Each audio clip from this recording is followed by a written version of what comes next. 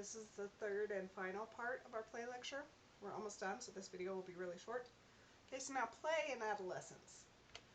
What types of play do we see? Well, in preschool, it's play. In middle childhood, I said switch that to games.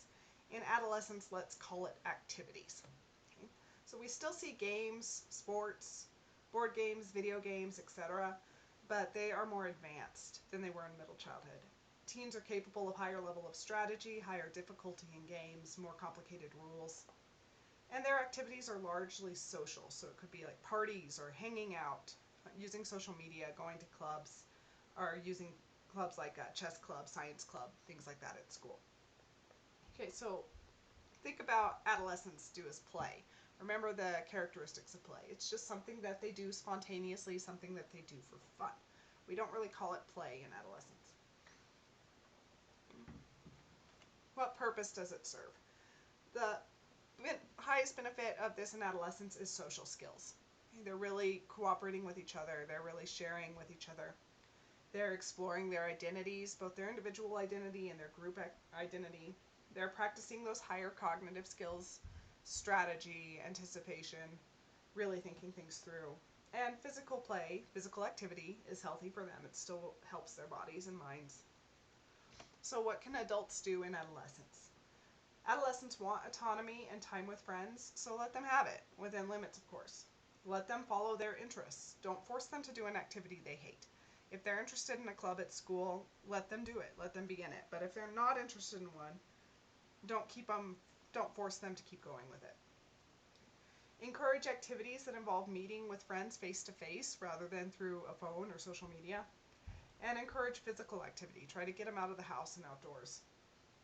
Try to keep them from overbooking themselves with sports and clubs. They need time to relax with friends and family. They need time to be alone. And they need to explore unstructured activities that they enjoy. Flow theory. Okay, so they need to be able to do things without a structure, without a plan, without a schedule. So try not to keep an adolescent from having every minute of the day booked. Try to give them time to just be and do what they want. So to sum up, we're just going to talk about the overall benefits of play. So remember, play is defined as an activity used for enjoyment or recreation. Okay? So, physical development. Play can help their health. It can control weight. By controlling their weight, it can decrease their risks of heart disease, diabetes, improve their immune system. Okay? Play, just physical play, is really good for your health, physical movement. Can help with strength and coordination, healthy bones, muscles, joints. Can improve balance, hand-eye coordination, flexibility. Physical play helps with everything with your body. Okay. Cognitive development. Movement is related to learning. Movement stimulates the brain and can stimulate learning. For example, learning to crawl helps increase communication between the two sides of the brain, which is needed for many skills and thought processes, including language. Okay, so just physical movement improves the brain. Can help with spatial awareness, learning about physics. There's studies even in adulthood that just being physical, just moving our bodies is good for our brains. It can help with school skills. Games that involve counting or keeping score help with math. Games that require working together improve language and communication. Helps them with their ability to focus and inhibit distractions. Sustained attention is better in play than in everyday activities. We see kids able to hold attention for longer when they are playing than when doing anything else. So it helps them practice those attention skills. When children have recess at school, they are actually able to focus and sit still in class, improving their learning outcomes.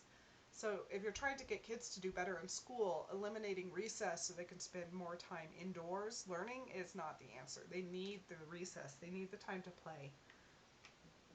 And that actually helps them sit still and pay attention and learn more. So more recess is the answer, not less. Playing with blocks and puzzles can teach shape, size, sequencing. Playing with toy blocks leads to increased language development in toddlers. So just playing with blocks can improve language. Play can improve creativity, and creativity isn't just about drawing or music or art. Creativity translates to thinking outside the box, problem solving. This is used in science, business, and life in general. Creativity is good in everything, not just in the arts. Play builds cognitive skills, improves language and problem solving, helps executive functions such as planning, predicting, anticipating consequences. Okay, play is good for everything.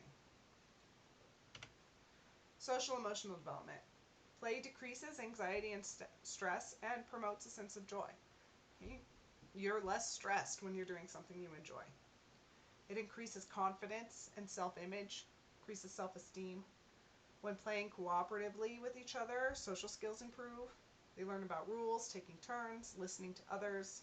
And we've talked about all this before. Preschoolers who played after being dropped off at preschool showed less distress about the separation from their parents. So taking a preschooler and putting them straight into play rather than straight into learning actually eases their transition into preschool. And play serves as a protective factor when it comes to regulating emotions. Play helps them learn to regulate it, how to deal with anger, sadness, etc. They learn social skills, relational skills, rhetorical skills. They learn about fairness, taking turns, being flexible, behaving ethically. They get to try out roles, they get to conquer their fears and their helplessness, build emotional resilience, tolerate frustration. It's great all around. I cannot overstate the importance of play. Play truly is the work of a child, and they should be allowed to engage in it as much as they can. So we're going to end with this quote: "Man does not cease to play before he grows old, because he grows old. Man grows old because he ceases to play." George Bernard Shaw. If you have any questions about this material, please post them in comments on this video or go to the discussion forum and post them there.